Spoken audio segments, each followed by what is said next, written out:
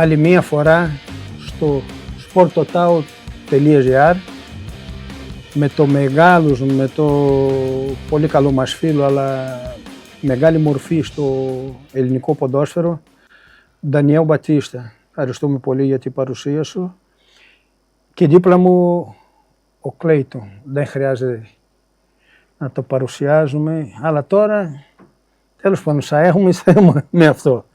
Γιατί και ο Μπατίστα είναι και ο μορφούλιο και ο Μπατίστα. Τώρα θα λένε τώρα αυτά. Θα έχουμε θέμα με αυτό. Η συνομορφιά, εσύ έχουμε ένα μόνο εδώ. Εσύ ο Μπατίστα κάποια στιγμή τον ήθελα για μοντέλο εδώ στην Ελλάδα. Έκανε και το μοντέλο. Έχω μάθει. Μπατίστα. Εντάξει. Καταρχήν, χαίρομαι που είναι φιλαράκια μου Βραζιλιάνοι, Καποβερδιάνοι. Είμαστε να περάσουμε καλά. Από απικία της Πορτογαλίας. Μιλάμε και ελληνικά και πορτογαλέζικα. Όπως θέλω μιλάμε. Γι' αυτό ήρθα τώρα, αυτό το λόγο ήρθα, γιατί σας ξέρω φιλαράκια μου είσαστε. Μπράβο, και ο σκοπό είναι να περάσουμε καλά. Να κάνουμε μια κουβεντούλα και να περάσουμε καλά. Πώς ξεκίνησε αυτή η καριέρα του Ντανιέλ Μπατίστα? Εντάξει, πώς ξεκινήσει η καριέρα είναι λίγο, ξέρεις, κάτι καριέρα ένας ποδοσφαιριστής είναι διαφορετικά και είναι περίπλοκο. Εγώ έπαιζε μπάλα στο Καποβέρντε της Σαλάνας, όπως μπορεί και ο Κλέιτον στην Βραζιλία, στις Σαλάνες, στο Χώμα, μέσα με τους φιλαράκες μας. Όλοι. Παίζαμε όλη την ημέρα μπάλα, χωρίς περιορισμούς, προπονητές κτλ. Να μας πρίζουν, Να μας πρίζουν, και εμείς δεν προπονητές πρίζουμε και εμείς από τα παιδιά. Αλλά ήταν της εποχής αυτό, οι παίκτες της Σαλάνας μπορούσαν να αυτοσχεδιάζουν και... Ξεπόλυτο, έτσι. Ξεπόλυτο πάντα. Ξεπόλυτο. Και μπορούσαμε να αυτοσχεδιάζουμε και ό,τι κάναμε, τα κάναμε από το μυαλό μας και όχι αυτό που γίνει σήμερα της... Αυτοματισμό αυτό το... Αυτοματισμοί, δώσ' την μπάλα και δώσ' την μπάλα, κάναμε αυτά που θέλουμε εμείς και βγαίνανε τεράστια ποδοσφαιριστές και με φινέτσες στο γήπεδο, αυτά που του άρεσε ο κόσμος, δηλαδή να πάει να δει ντρίμπλε, να πάει να δει ένα δυνατό σιούτ, ένα φάουλ, αυτό που ήταν το θέαμα που λέει ο λόγος. Έτσι ξεκινήσα και εκεί με μια παρέα, πολλά παιδιά που 2-3 από αυτά τα παιδιά που ήταν σε μία γειτονιά παίξανε μπάλα σε μεγάλο επίπεδο. Ο ένας έπαιξε στη Πόρτο, στην Πορτογαλία, λέγονταν Βίνιες, ήταν 2 μέτρα. Βεβαίως δεν έκανε πολύ μεγάλο καριέρα, αλλά έγινε επαγγελματίας. Ο ένας άλλος έπαιζε Β' Εθνική, εκείνη την παρέα, άλλος έπαιζε στο Λουξεμβούργο σε ομάδες από εκεί, Γάμε, δεν ξέρω, Β' Εθνική. Είμαστε μια παρέα πολύ καλούς ποδοσφαιριστές και πειράζουμε ένα στον άλλο. Εγώ όταν μεγαλώστα πάω να παίξει Μπενφίκες, ο άλλος λέει να παίξει Sporting, ο άλλος λέει Πόρτο κτλ. Πιο πολύ με Πορτογαλία ασχολούνταν. Εμείς δεν είχαμε τηλεόραση, ακούγαμε ραδιοφόνο και ακούγαμε τα παιχνίδια κάθε Κυριακή, καθόμαστε στις ταράτσες και ακούγαμε ράδιο. Μας άρεσε πάρα πολύ, μαζευόμαστε και όταν έβαζε γκολ η Μπενφίκη, ο Πόρτο Sporting, πανηγύριζε οι Sportingistas με οι Μπενφικίστας. Πάρτα και όπως λέει εδώ. Και τα λοιπά, ξέρεις. Χαμός. Ωραία. Αλλά αυτά είναι αυτά που μένουν στη μνήμη. Ναι, δεν είναι? Πάρα πολύ ωραία η παιδική ηλικία εκεί με τη φιλαράκια, μετά το σχολείο που παίζει με μπάλα. Μετά ήρθε τη δεύτερη φάση που εκείνο στο Καποβέρντε παίξε μπάλα 16 χρονών σε μία από τις ομάδες που είναι σαν να παίζει πρωτοεθνική εκεί, παράδειγμα. 16 χρονών έπαιξε λίγα παιχνίδια γιατί μετακομίσαμε στην Ολλανδία οικογενειακά. Ο πατέρας μου δούλευε στην Ολλανδία και μας έφερε εκεί για μια καλύτερη ζωή, όπως ξέρουμε, όπως κάνουμε οι Καποβερδιάνοι. Γι' αυτό και έχει πάρει πάρα πολλούς Καποβερδιάνους στην Ολλανδία, στο Ρότερνταμ, γιατί υπάρχει πάρα πολλούς πατεράδες που δουλεύουν εκεί, έφεραν την οικογένειά τους εκεί. Εγώ φτάνω στην Ολλανδία, εκεί αρχίζει να βλέπω ποδόσφαιρο τηλεόραση. Και λέω, τι γίνεται, αυτοί παίζουν μπάλα. Άρα μπορώ να παίξω κι εγώ. Νομίζω ότι όπως ακούω το ράδιο... Σε ποια ηλικία περίπου πήγες? 16 χρονών, το 1981 Νοέμβριο. Βλέποντας τηλεόραση λέω, και αυτοί παίζουν μπάλα. Εγώ νομίζω για να παίζει μπάλα πρέπει να έχεις τον καλύτερο του Μαραδόνα. Καλύτερα από το Μέση. Έτσι νομίζω. Το μυαλό μου έβλεπε του ράδι. Αφού δεν έβλεπε στην τηλεόραση. Νομίζω ότι πρέπει να είσαι εξωγενός. Δηλαδή, πρέπει να είσαι σαν καλύτερα από το μέσα, παράδειγμα. Και λέω, δεν μπορώ να παίξω και εγώ, ρε παιδιά. Από αυτούς ξέρω καλύτερα. Και όντως δεν είναι τίποτα όμως όταν έχεις ταλέντο και δουλεύεις να φτάσεις σε ένα επίπεδο καλό. Αλλά εγώ όμως τώρα, 16 χρόνια, είναι λίγο αργά. Πώς θα μπω τώρα στο σύστημα να φτάνω από να παίξω από το 0. Δεν είχα κάνει ποτέ προπόνηση. Σε ομάδα, έτσι, μόνο ομάδα στην Αλάνα. Έκανε 6 μήνες προπόνηση στο Καποβέρδε πριν φύγω σε μια ομάδα που λέγεται Καστήλιο στο Καποβέρδε. Έχει ομάδα εκεί, Καστήλιο, και είναι ιστορική ομάδα εκεί. Υπάρχουν ομάδες εκεί. Εκεί 6 μήνες έκανε προπονησούλα. Ήμουν αντινατούλης, μικρός. Η μάνα μου δεν ήταν καν να υπογράφει εγώ τότε εκεί. Ο αδελφός μου υπογράφει. Και η μάνα μου δεν ήξερε γράμματα. Ο αδελφός μου θα το υπογράψω εγώ. Για να παίζω, δεν επιτρέπονταν. Ήσασταν μεγάλη οικογένεια? Ναι, 6 παιδιά. 6 παιδιά η μάνα μου και η οικογένεια μου, λέει. Και ήρθαμε στην Ευρώπη, στην Ολλανδία πρώτη φορά και ήρθε πατώντας στο γρασίδι, νομίζω έπαιζε στην άμμο. Έπρεπε να πάρει και παπούτσι. Και η επαφή σου με τα παπούτσια, με τα ποδοσφαιρικά παπούτσια, ήταν εύκολο αυτή ή εσύ ήθελα να παίζει σε πόλη του? Είχα δοκιμάσει ήδη. Είχα βάλει στα 15 μου. Με έφερε ο μπαμπάς μου ένα παπουτσάκι από την Ολλανδία. Μεγάλη διαφορά. Ήταν λίγο πιο δύσκολο. Γιατί με ξεπολιτό ήξερε να κάνει πολλά κόλπα. Ήταν κάτι κόλπο που έκανε εγώ, με τα παπούτσια δεν μπορούσα να το κάνω. Εγκλειστράει. Παιδιά δεν το ξέρουν. Δεν έχουν ακουμπήσει ποτέ μία μπάλα με το ξεπόλυτο. Υπήρχε ένας ποδοσφαιριστής του Καποβέρδου, θυμάμαι την εποχή μου, ήταν μεγάλο και παίζει. Και ήταν για μας μικρή, ήταν παικτάρας, μιλάμε. Και λένε ότι πήγαινε στην Πορτογαλία να δοκιμαστεί σε ομάδα. Και δεν μπορούσε να παίξει γιατί τον βάλανε παπούτσια και χωρίς παπούτσια δεν μπορούσε να παίξει. Και στη Βραζιλία έχει πολλές ιστορίες. Και αυτό ήταν στόπορ εκεί, αριστεροπόδαρο, δυνατό παιδί, γρήγορος, μυαλό, κοφτερό κτλ. Όμως δεν μπορούσε να παίξει, δεν έγινε. Στη Βραζιλία έχει πολλές ιστορίες με τέτοιους ταλέντους, αλλά δεν μπορούσαν να βάζουν παπούτσια. Εντάξει, μπορεί να ήταν λίγο δύσκολο στην αρχή. Αλλά παιδί μας αρέσει να έχουμε ένα παπούτσι. Το ξεπερνάει καμία αυτό, γιατί πρέπει να παίξει με παπούτσια. Αλλά μετά με τον χρόνο το ξεχνάς όμως. Δεν θυμάμαι τώρα. Εγώ ξέρω με το χωρίς το παπούτσι, ξέρω ότι η μία ντρίμπλε που είχα κάνει μια φορά στη Ρωσία, έχω την μπάλα στα πόδια και το σταματάω και το περνάω πάνω από το κεφάλι το παίκτε. Ένας Ρώσος. Αυτό το έκανε συνέχεια όταν ήμουν μικρός. Έρχονταν τα παιδιά πάνω μου, το βάζει εδώ, το πέταγε και πάρει το κεφάλι του, λέγα πάρ' το καπελάκι σου. Και ο άλλος τσατιζόταν. Του έλεγα και πάρ' το καπελάκι σου. Το μόνο πρόβλημα που είχαμε εμείς τότε μικροί που παίζαμε ξεπόλυτη ήταν ότι πάντα βγάλαμε τον ήχη. Εγώ έχω βάλει τον ήχη 15 φορές. Το κεφάλι του δάκτυλου. Το κεφάλι του δάκτυλου. Πολλές φορές πήγαινα στο σπίτι, εγώ το πέταγα χώμα. Από το μικρό πέταγα χώμα, πήγαινε σπίτι μαμά μου. Μάλλον η μαμά μου. Ούτε, βάλε λίγο χώμα από πάνω και είμαστε εντάξει. Ναι, και παίζουμε με αριστεροπόδι, έτσι βελτιώνομαστε και τα αριστεροπόδια. Καλά, κοίτα. Εγώ γύρναγα στο σπίτι, μόλις έβρεχα, όλοι στην Αλάνα για να παίζουμε μπάλα. Και γυρνάγαμε σπίτι για να φάμε ξύλο, για να κάνουμε ένα μπάνιο και να κοιμηθούμε. Έχω φάει πολύ ξύλο από τη μαμά λόγω δεν έρχομουν να φάω σπίτι, μου φωνάζει το παιδί, τρώγε το ξυλάκι μου. Πάλι το ίδιο. Άξιζε, πιστεύω μετά. Ήταν ωραία. Η ιστορία είναι καλό. Πήγε στην Ολλανδία, τώρα αρχίζει να παίζω. Να συνεχίζουμε τώρα. Αρχίζει να παίζω τώρα στην Ολλανδία. Με πήγε ο μπαμπάς μου, ξέρω εγώ, σε μια ομάδα από το Καποβέρδε που είχαν ένα πρωτάθλημα στην Ολλανδία και παίζουν όλες οι ομάδες από το Καποβέρδε. Μπορεί να ήταν 13-15 ομάδες. Είμαστε 10 νησί. Υπήρχε μια ομάδα που λέει από το νησί Σαντιάγκο. Σαν Βισέντε, Σαντιάγκο, Μποαβίστα κτλ. Και είχαν 10-15 ομάδες, θυμάμαι. Έχει πολύ κόσμο από κάπου. Πολύ κόσμο. Και είχαν ένα μέρος που πήγαμε κάθε Κυριακή και παίζαμε. Όταν πήγε μικρός 16 χρονών, πήγε σε μια ομάδα, τρώγαμε 10 γκολ. Ήταν λίγο άσχετη αυτή που έπαιζε εγώ, ξέρω εγώ. Αλλά μαζί σου η ομάδα. Δεν με ενδιαφέρει. Πήγε να παίζω μπάλα εκεί, έπαιζε εγώ, έπαιρνε την μπάλα εγώ. Τους περνάγια, ξέρω εγώ, κάνω το παιχνίδι μου. Ήμουν μικρούλης ακόμα, αυτή ήταν άντρας, πιο δεμένη, ξέρω εγώ. Αλλά εγώ ήμουν ο καλύτερος παίκτης. Πήγα με τον αδελφός μου πιο μεγάλο. Και εμείς παίζαμε λίγο καλά.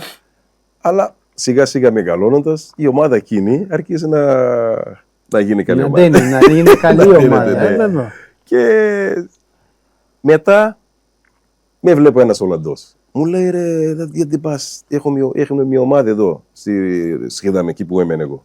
Πάω στην ομάδα εκείνη. Με βλέπανε εκεί, κάτω Ολλανδό, γιατί δεν πας στη Φέινορτ. Πού να πάω στη Φέινορτ, πώς θα πάω στη Φέινορτ. Ξέρω εγώ πώς θα πάω στη Φέινορτ, είναι μακριά από μένα. Έτσι χτυπάω την πόρτα και μπαίνω. Εσύ σε ποια πόλη? Εγώ έμενα στη Σχεδάμ. Σχεδάμ είναι σαν να είσαι σε Γλυφάδι για να πας στο Μενίδη Μακριά. στη Φέινορτ. Έπρεπε να πάρει τρία λεωφορεία ή τραμ, λεωφορεία κτλ. Και κάποια στιγμή μου λέει ένας Ολλανδός εκεί στο σπίτι, κάνω μια αίτηση. Μετά από 3 μήνες με στέλνει ένα χαρτί στο σπίτι ότι να παρουσιαστώ εκεί να με δοκιμάσουν. Πάω εκεί, δοκιμάζομαι, ξέρω εγώ, με βάζουν σε κάποια παιδιά να παίζω. Παίζω. Εγώ τώρα είμαι με το μυαλό μου, ήμουν πολύ ντροπαλός. Δεν ήξερα να μιλάω Ολλανδικά, ντρεπόμουν πολύ, αλλά μέσα στο παιχνίδι, στην μπάλα όμως, επειδή ξέρω ότι ήμουν καλός, είχε πολύ μεγάλη αυτοπεποίθηση και δεν είχα προβλήματα. Εκεί παίζα καλά, ξέρω, πάντα καλά. Ξαφνικά βρίσκομαι σε β' ομάδα της Φέινορτ. Ξαφνικά, δεν λέω ξαφνικά, χωρίς να ξέρω εγώ πώς έγινε αυτό τώρα. Φτάνοντας εκεί, ούτε εκεί είμαι και καμαρώνω και το παίζει μάγκες. Κάνω προπόνηση εκεί, έπαιζε σε β' ομάδα της Φέινορτ. Άρχισε όμως να είναι πιο σοβαρά τα πράγματα. Ναι, άρχισε να γίνει πιο σοβαρά τα πράγματα, αλλά εγώ το μυαλό μου ακόμα δεν ξέρω πού βρίσκομαι. Το μυαλό μου είναι. Δεν σε πειράζει αυτό. Δεν σε πειράζει τίποτα. Όπως έπαιζε στη Καμποβέρδη, έπαιζε στη Φέινορτ. Ναι. Δεν άλλαξε τίποτα. Δεν άλλαξε τίποτα για μένα. Και συνεχίζει και πήγαινε εγώ με του Καμποβέρδη να παίζω. Αλλά τώρα οι Καμποβέρδη είχαν μάθει ότι έπαιζε στη Φέινορτ. Όταν πήγαινε να παίζω, λέγανε οι άλλες ομάδες, σπάσου τα πόδια, τλότσι. Όπως πάντα στο ποδόσφαιρο. Αυτό δεν έχει αλλάξει. Δεν αλλάζει τίποτα. Εγώ έπαιζα μια χαρά εκεί, με το μυαλό μου να βελτιωθώ, ξέρω εγώ, και βελτιώνομαι. Αλλά περνάει ένα διάστημα, επειδή είχα υπογράψει σε μια ομάδα εκεί, δεν έχω δελτίο να παίζω και δεν με βάζανε, δεν μπορούσα να παίξω. Με βάζα φιλικά, έβαζα πάντα γκολάρα στα φιλικά, καλά, και μου λέγανε κάποια στιγμή να πάω να παίξω πρώτη ομάδα της Φέινορτ. Και μου λέγανε ο προπονητής, ήταν ένας προπονητής που είχε έρθει στην Άη, Αλμπέρτ Φαφιέη. Ήταν προπονητής μου στη Βιτομάδα, ήταν προπονητής ο Λίμπρεχτ στην πρώτη ομάδα. Η Φέινορτ έχει φτιάξει ομαδάρα τότε με τον Κρόιβ, Ρουτ Χούλετ που πήρανε τότε.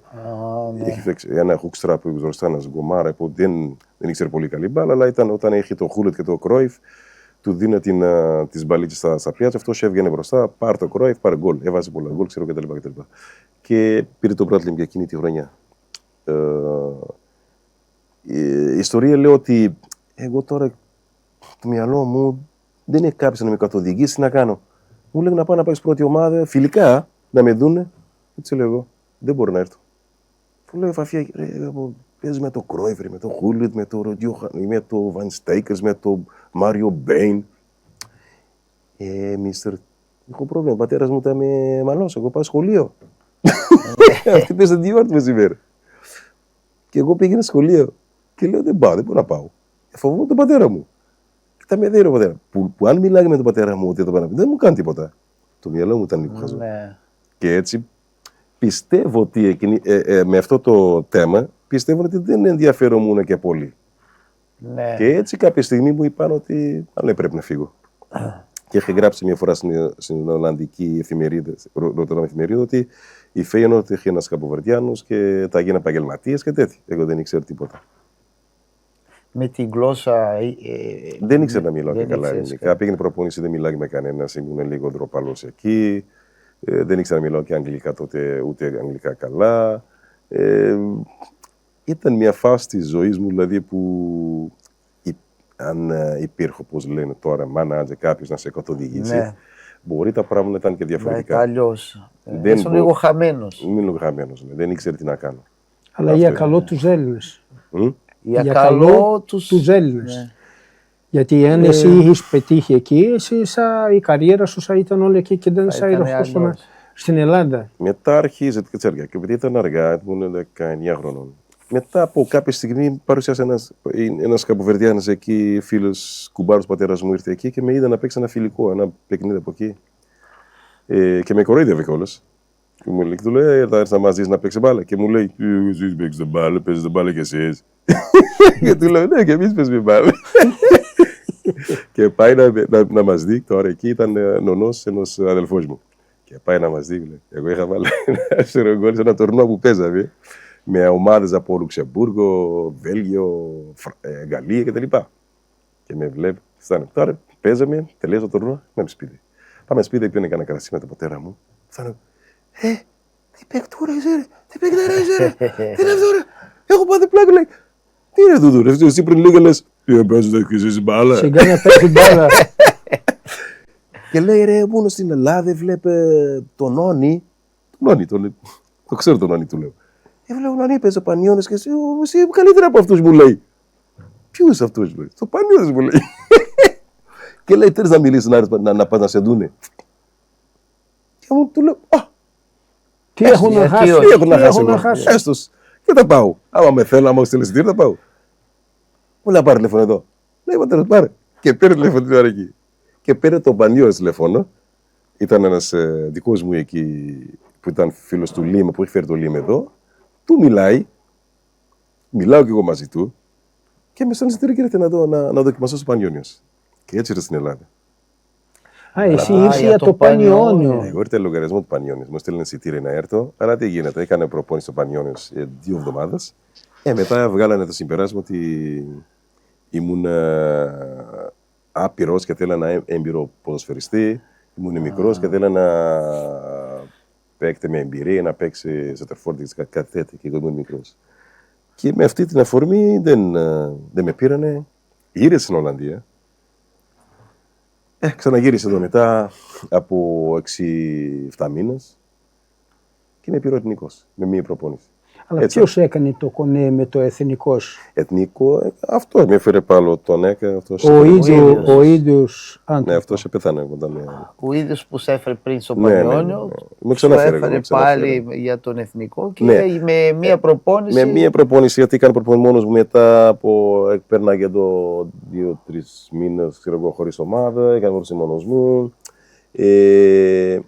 Και μετά μου λέει, πάμε σε θέλω εθνικός, πάω να δοκιμαστήσω εθνικός, πάω μία μέρα, κάνω μια προπόνηση, μετά ήταν Πέμπτη, λέει, Παρασκευή τα παίξανε φιλικό, πάω την Παρασκευή να παίζω, μου λέει ο συγχωρημένος ο πρόεδρος τότε, ο Μουρκάκος, μου λέει, δεν θα παίξεις.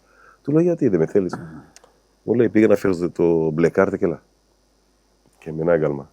Εδώ τώρα πήγαινα από εδώ με ψάχνει, και στα Γιάννη πήγε μια εβδομάδα, έπαιξε μια εβδομάδα, βάλε 5 γκολ σε ένα παιχνίδι.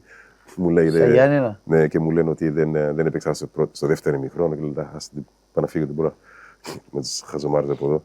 Αλλά εσύ ήρθες σε μια εποχή στο ποδοσφαίρο εντός στην Ελλάδα που πρέπει να ήταν πολύ πιο δύσκολο από τώρα. Καμία σχέση με τώρα που κάθε ομάδα έχει το προπονητικό κέντρο του, έχουν τις εγκαταστάσεις τους.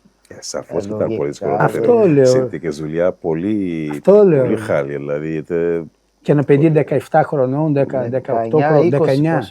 19 ήμουν τώρα όταν ήρθα εγώ. 19-20. Ήταν πολύ δύσκολο. Ο Πανιώνιος έκανε προπόνηση εκεί που παίζανε εκεί, πίσω που παίζανε, κάνε κάτι προπονήσει από εκεί στο γήπεδο, χάλια, κοίταγε μπάλα. Το εθνικός ήταν πίσω από το Καρασκάκι, είχε ένα γηπεδάκι, δεν ξέρω αν εσείς δεν το ζήσατε. Μισό ήταν χώμα, κάτι κομμάτια χόρτε εδώ, κάτι μισό πελά. Χάλια, η μπάλα πηδάγει, δεν μπορείς να παίξεις, αλλά. Και ήσουν στην Αλάνα στο Καμπουβέρντε. Δεν ήταν μεγάλη διαφορά. Δεν ήταν μεγάλη διαφορά. Έχω παίξει χώμα πολλές φορές. Πήγαινε στον Χαρναϊκός προπονήσει κάθε μέρα. Κάνα προπονήσει στο χώμα. Και πες μέσα στο χώμα. Αφού εγώ πρόλαβα χώμα εδώ στην Καλαμαριά. Κάναμε προπόνηση πίσω από το γήπεδο, ήταν σε χώμα. 2004 τώρα. Ναι. Τώρα τελευταία χρόνια έχει βελτιωθεί αυτά λόγω των πλαστικών, των συντετικών χλωταπίτα. Ακόμα η ομάδα τα πήγαινε ήταν σε χώματα παίζουν πολλούς ακόμα, αεραστεχνική ομάδα ειδικά. Και τώρα λόγω του χλωταπίτ παίζουν σε χώματα αλλά με τα συντετικό χλωταπίτα. Ήταν δύσκολη χρονιά, πολύ δύσκολη χρονιά σε εκείνη. Οι προπονήσεις ήταν ερασιτεχνικές. Δηλαδή, ό,τι έκανε πρέπει να κάνεις από μόνος σου, πρέπει να κάνεις ό,τι κάνεις. Δηλαδή, εγώ όταν πήγα στο Εθνικός δεν κάνουμε και προπόνηση. Τι περίοδο ήταν, 86 ξεκίνησε. Το καλοκαίρι του 86 ξεκίνησε. Με πολύ μεγάλη αμφιβολία αν θα καταφέρει ο ΣΥ. Μου έχουν κάνει ένα συμβόλαιο από εκεί. Και βλέπουμε. Ένα χρόνο και βλέπουμε. Εγώ έξανα συμφωνητικό 3 χρόνια. Λέει, αν δεν κάνει, θα με στέλνουν να διαβαστώ. Ναι. Έτσι. Και όταν είδε ότι έκανε εγώ, το αλλάξανε και το κάνανε 1/4. Τα γνωστά, ναι. Τέλος πάντων, εγώ ήμουν πολύ σίγουρος στον εαυτό μου. Όταν πήγα να υπογράψω, μου λέει ο κύριος Μουρκάκος, ο συγχωρεμένος, ήταν καλός, δεν μπορώ να πω, με συμπεριφέρθηκε πάρα πολύ σωστά. Έχω να πω, αυτόν τον άνθρωπο ήταν πολύ καλός μαζί μου. Αυτός με πήρε μόνος του, πιστεύω, δεν είχε προπονητής ο Εθνικός τότε. Και του λέω, μου λέει, πόσα χρόνια θέλεις να υπογράψεις? Του λέω, ρε κύριε Πρόεδρε, εγώ θέλω να υπογράψω 1 χρόνο, γιατί στο επόμενο χρόνο θα πάω σε μεγάλη ομάδα. Εγώ τώρα μικρός. Επίθεση. Αυτό είναι σημαντικό σε ένα αθλητή. Όχι, μου λέει, 3 χρόνια θα υπογράψεις. Εντάξει, 3 χρόνια για πρώτη φορά δεν πειράζει. Θα υπογράψω 3 χρόνια. Μου λέει ο μάνατζερ, είσαι εντάξει, του λέω. No problem, του λέω. Είναι εντάξει, δεν με νοιάζονται τα λεφτά, του λέω. Εγώ τα λεφτά θα τα πάρω μετά, του λέω. Εγώ τα παίξω καλά και θα με αγοράσει μια ομάδα. Όχι, αυτό είναι ωραίο, δηλαδή ένα παιδί. Τι, είσαι σίγουρος, δε? Γιατί, τι δεν είμαι σίγουρος, δε? Του λέω, είμαι σίγουρος, δε. 100% του λέω. Δηλαδή, όταν μίλησε με το Φαφιέ, με το Φέιενορντ, μου είχε πει ότι μπορεί να παίξω οποιοδήποτε ομάδα της Ευρώπης, λέει. Ότι έχω ταλέντο να παίξω όπου θέλω, αρκεί να δουλέψω καλά. Και με τα πρώτα παιχνίδι, επίσημο παιχνίδι εδώ, γιατί στην προετοιμασία πέρασα δύσκολα. Ναι. Γιατί εγώ με το ζήλο,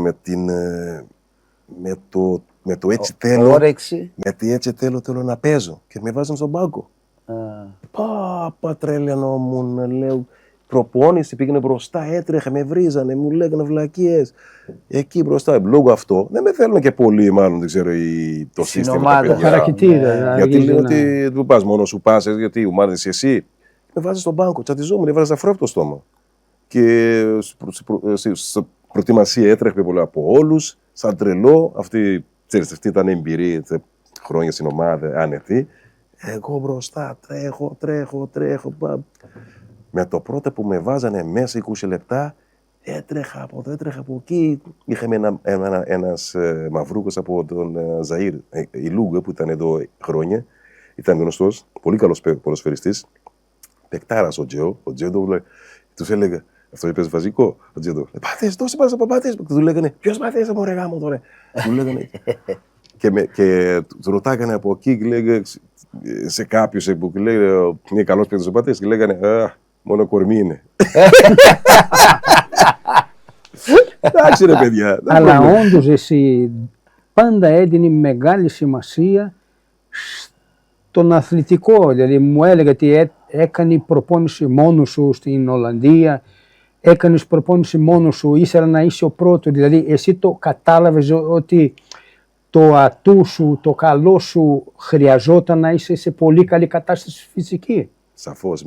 Πιστεύω ότι ήμουν και έξυπνος σαν παιδί. Δηλαδή, έχω καταλαβεί ότι μπορώ να είμαι καλός με την μπάλα στα πόδια, αλλά κάτι μου λείπει, του λέω εγώ μέσα μου. Θέλω να τρέξω. Πρέπει να έχω δυνάμεις να τρέχω πολύ. Και στην Ολλανδία τρέχω στον δρόμο. Πήγαινα ποδήλατο, να πάω 10 χιλιόμετρα να κάνω προπόνηση. Πήγαινα ποδήλατο. Λέει, μπορεί να με βοηθήσει, να γίνω πιο δυνατός. Ξαφνικά άρχισα να κάνω γυμναστήρια. Δεν έκανα ποτέ γυμναστήρια στη ζωή μου. Πάω μικρός, κάνω γυμναστήρια. Μετά από αυτά άρχισα να γίνω πολύ δυνατός. Και άρχισα να τρέχω πιο πολύ, να πατάω πιο γερά, να αισθάνομαι πιο δυνατός. Και μετά αποκτώ αυτοπεποίθηση πολύ. Και te λέω κάποια στιγμή, τώρα μπορώ. Όταν ήρθα στην Ελλάδα ήμουν πανέτοιμος, λέω. Μπορώ να παίξω και να κάνω διαφορά.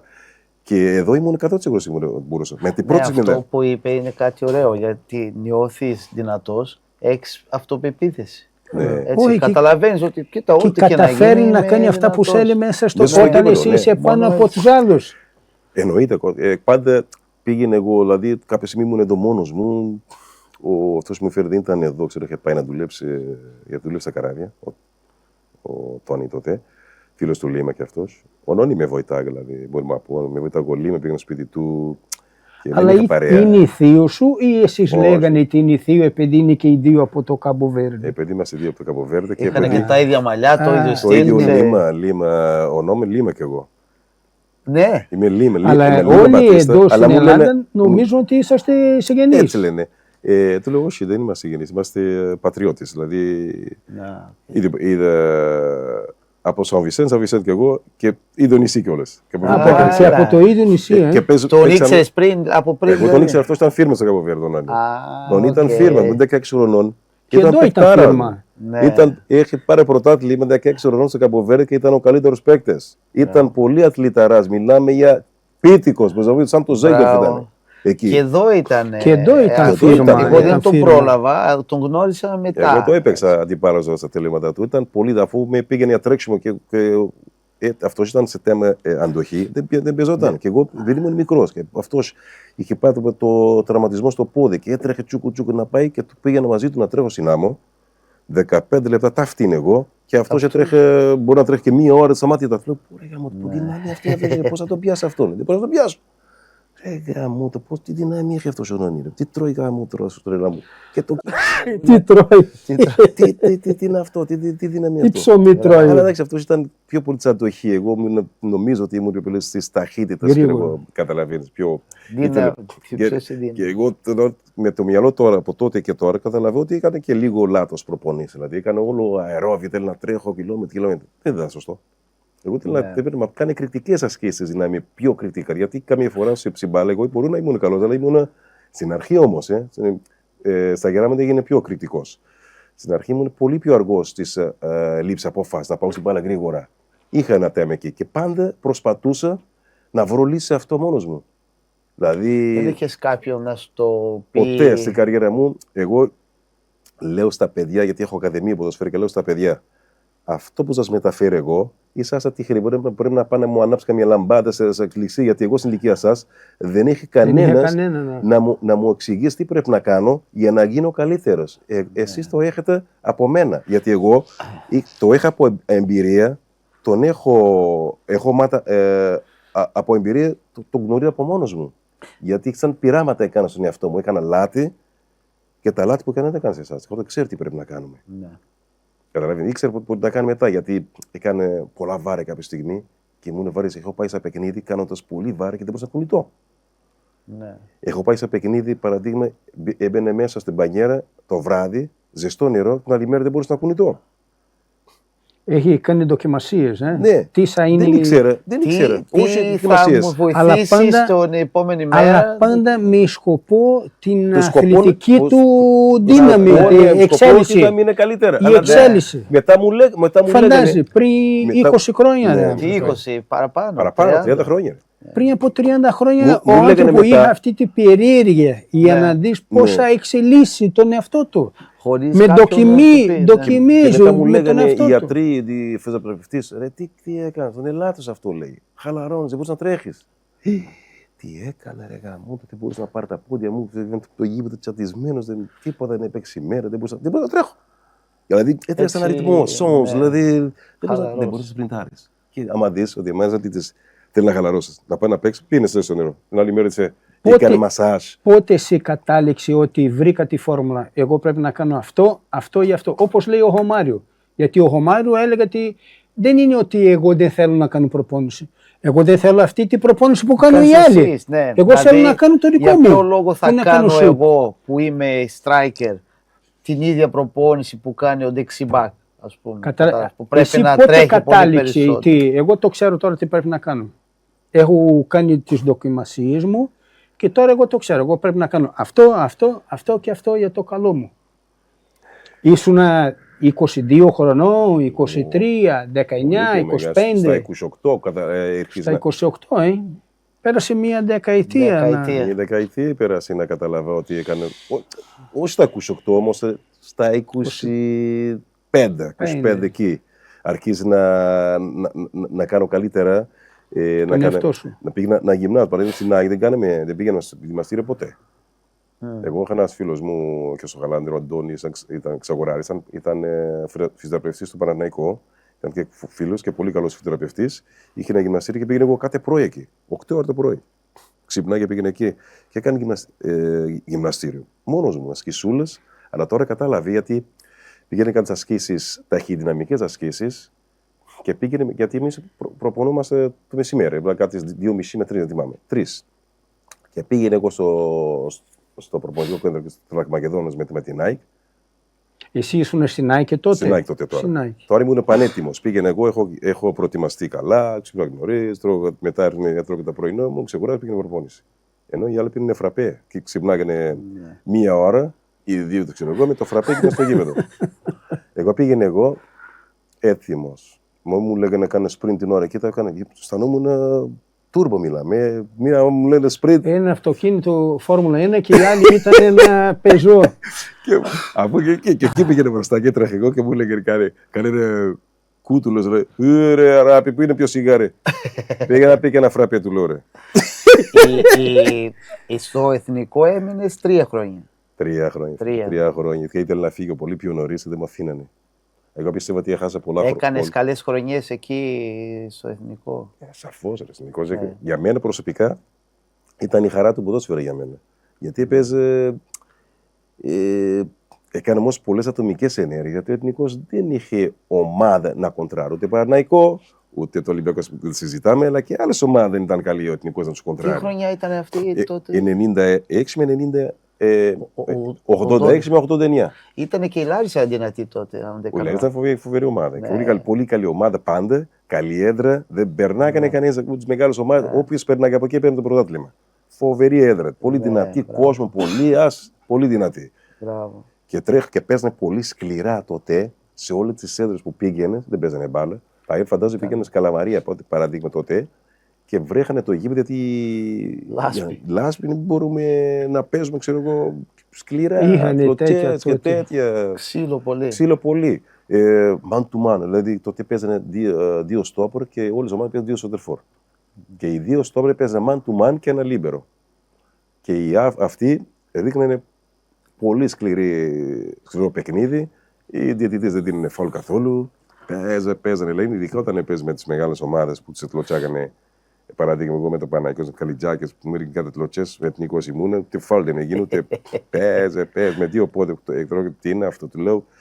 Τίποτα δεν είναι. Γιατί εγώ σου λέω τη Λάρισα, γιατί τότε μετά έπαιζα και εκεί. Και μαθαίνεις λίγο την ιστορία ότι η Λάρισα ήταν πολύ δυνατή ομάδα τότε και είχε πάρει το πρωτάθλημα, αν δεν κάνω λάθος, το 88. Ναι. Το 88 με το Καραπιάλης. Έμεινε στην ιστορία. Καραπιάλης, Μητσιμπόνας, Γκαλίτσιο και τελικά. Ναι, το ξέρω, ήμουν ότι έπαιζε στο εθνικό τότε. Τους γνώρισα κάποιοι από αυτοί μετά. Εσύ έπαιζε εκεί μετά. 2 χρόνια έπαιζε στη Λάρισα, αλλά μετά από πολλά χρόνια. Ναι, φοβερή έδρα. Εσύ πρόλαβε την έδρα δυνατή? Την Αλκαζάρ. Έπαιζε στο Αλκαζάρ. Έχω χάσει λίγες φορές. Με Ολυμπιακός, με ΑΕΚ. Να περνάει με πήγαινε. Πολύ δύσκολο περνάει με. Είναι δύσκολο. Καλή πόλη, όλοι υποστηρίζουν την ομάδα. Ναι. Εγώ εύχομαι να ξαναγίνει, ξέρεις, δυνατή. Όχι, αλλά και αυτό που λέει ο Μπατίστα είναι λάθος. Γιατί εγώ και είμαι φίλος σου. Δεν ήξερα από αυτά τα πράγματα ότι ήσουν πολύ καλός αθλητής. Εσύ οφείλει να γράφει ένα βιβλίο ή αυτά, γιατί τα παιδιά δεν το ξέρω. Τα παιδιά νομίζω ότι είναι εύκολα η ζωή. Νομίζω να αγοράζουν μια Nike παπούτσια και αυτή η ιστορία που λες εσύ, οφείλεις να γράφει ένα βιβλίο για να αφήνει. Έχουν πει πολλές φορές να γράφει βιβλία, τι να γράφει. Πρέπει να μιλήσουμε. Καταρχήν, περάσα πολύ άσχημο στα πρώτα 3 μήνες εδώ.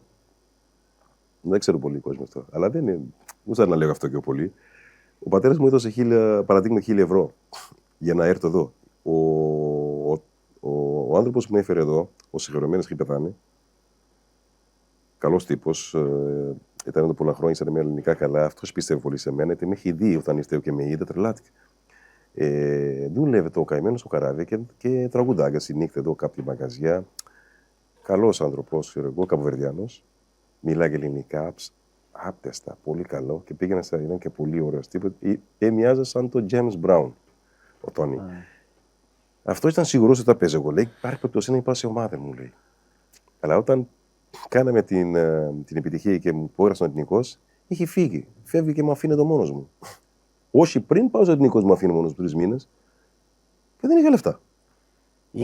Είχες μόνο αυτά που σου είχε δώσει ο Πώς τα πέρασε εγώ τώρα εδώ, ρε Τόνι, με υπερλεβαλέ, Τόνι μου αφήσε εδώ μόνος. Τι θα κάνω, του λέω. Αλλά η ομάδα δεν σε παράγει σπίτια, φαγητό. Δεν είχε ομάδα τότε. Δεν είχε ομάδα. Πριν το εθνικό. Ναι. Πριν το Εθνικό. Και είχα αφήσει τώρα κάποιους γνωστούς εδώ που πήγαινε σε κάποια γυμναστήρια και πήγαινε στο Αχαρναϊκός να κάνω προπόνηση.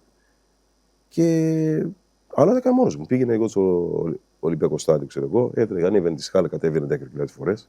Πήγαινε πάλι εφαρέλιο, έτρεχε στην άμμο. Με τα πόδια, από την Ιασμίνη. Αλλά το έχεις εσύ μέσα σου. Τώρα τα παιδιά. Όχι, αλλά τώρα τα παιδιά, αν φέρνουν ένα παιδί από τη Βραζιλία να ψάχνουν ομάδα γι' αυτό, αυτό θα μείνει στο ξενοδοχείο, θα τρώει το πρωινό, θα είναι και τίποτα. Εσύ έψαχνε, εσύ ήθελε. Το ήξερε τι ήταν αυτό που θα το κάνει διαφορετικό. Δεν μπορώ, με το μυαλό μου μικρό, δεν μπορώ να αποτύχω πάλι.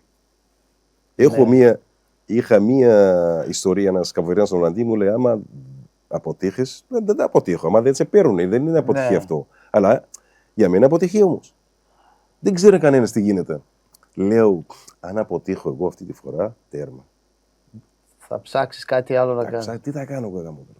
Και δεν μπορείς να αποτύχεις γιατί είχα μαλώσει με τον πατέρα μου. Γιατί την πρώτη φορά που ήρθε εδώ, κάποιος Καβουβερδιάν μου ήταν εδώ, του λέγανε ότι πήγαινα στα καμπαρέ και δεν ενδιαφερόμουν. Και τελικά πάρε στο κρανί εγώ.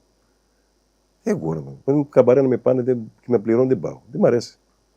Και μάλλον με τον πατέρα μου. Και λέω: πρέπει να αποτύχω. Δεν πρέπει να αποτύχω. Και έκανε πολύ προπόνηση. Πείσμα μιλάμε. Λέω: δεν θα αποτύχω, δεν υπάρχει περίπτωση. Ήμουν όλη τη μέρα. Προπόνηση, σπίτι, προπόνηση, σπίτι, προπόνηση. Και ο κόσμος νομίζει ότι ήρθε ο Ντανιέλ Μπατίστα από το Καμποβέρντι, ένα μπαλαντόρος, το φέρανε εδώ. Κατάλαβε. Πρέπει να γράφουμε ένα βιβλίο για να ξέρει ο κόσμος την ιστορία σου. Πολύ δύσκολο. Συμφωνείς? Και εγώ και να φανταστείς ότι εγώ ξέρω γιατί τρελομούν. Και εγώ ξέρω ότι είμαι καλός. Καταλαβαίνω, έχω δει, τους βλέπω τους άλλους. Και αυτός μου πήγε σε ένα παιχνίδι με την ΑΕΚ.